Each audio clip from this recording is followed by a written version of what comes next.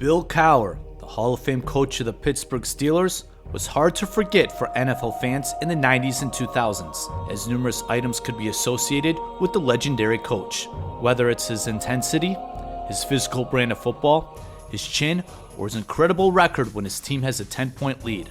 But for me, the thing that comes to mind first about the Bill Cowher era in Pittsburgh is the amount of talent at the linebacker position during Bill Cowher's 15-year coaching career from 1992 to 2006.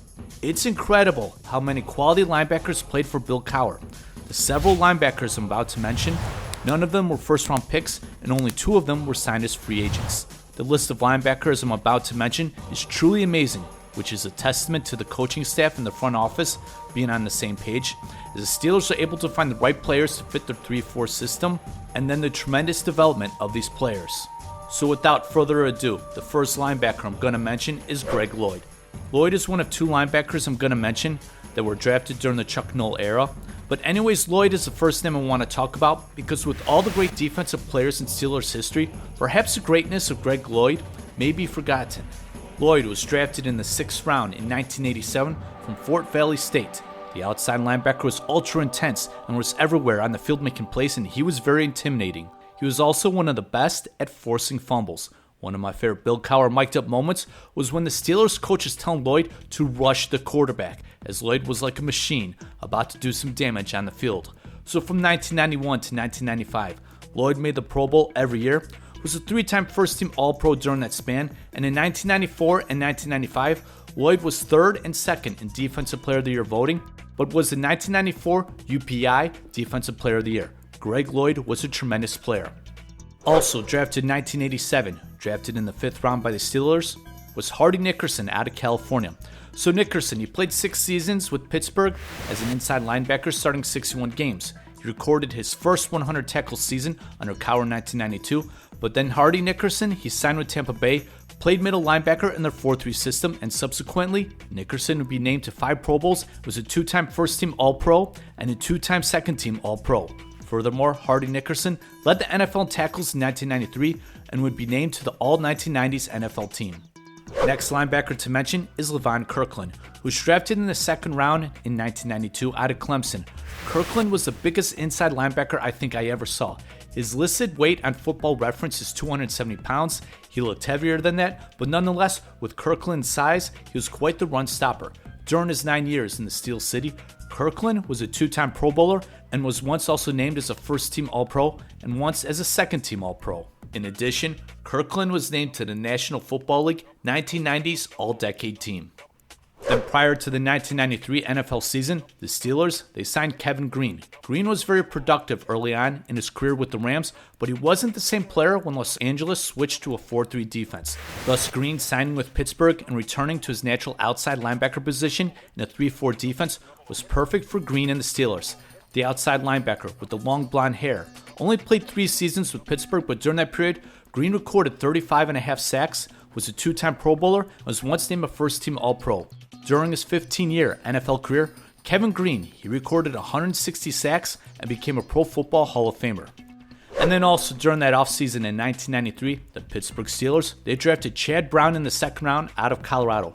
Brown would begin his first 3 years in Pittsburgh as an inside linebacker, making plays and getting sacks. But then in 1996, after a season-ending knee injury to Greg Lloyd, Brown would play right outside linebacker. He then recorded 13 sacks, was a Pro Bowler, and was named as a first-team All-Pro.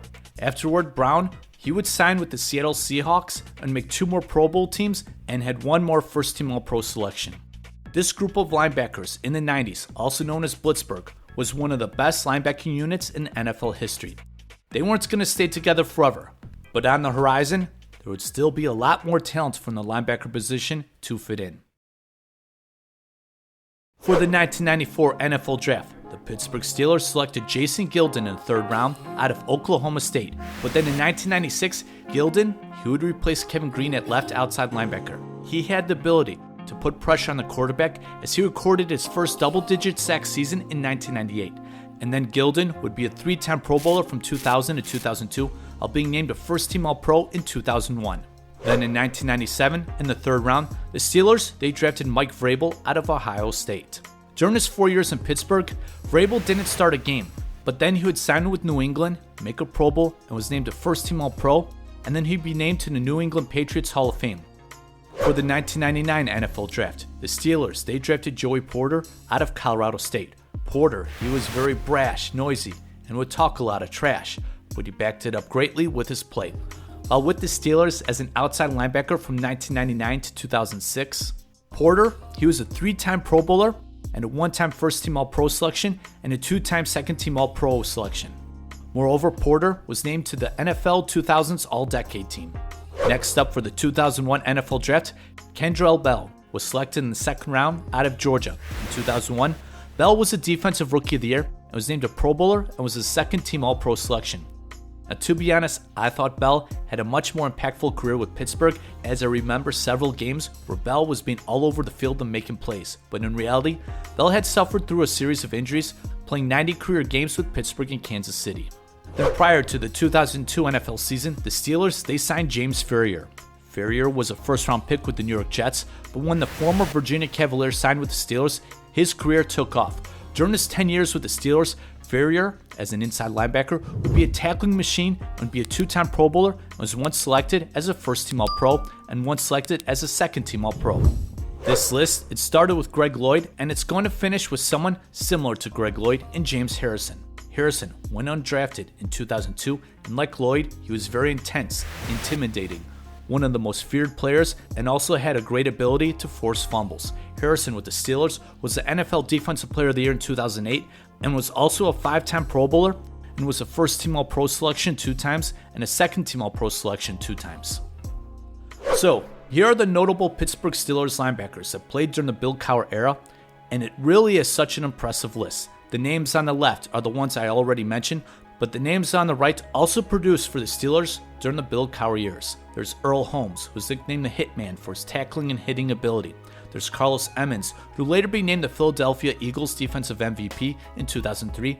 Then there's Clark Hagans, who was a productive pass rusher and made some plays in the postseason. And Larry Foote, who was a very solid inside linebacker. And then I also want to mention, to start the Mike Tomlin era in 2007, Pittsburgh drafted linebackers Lawrence Timmons and Lamar Woodley with the first 2 picks. So there you have it. Let me know in the comments section what you think about this group of linebackers.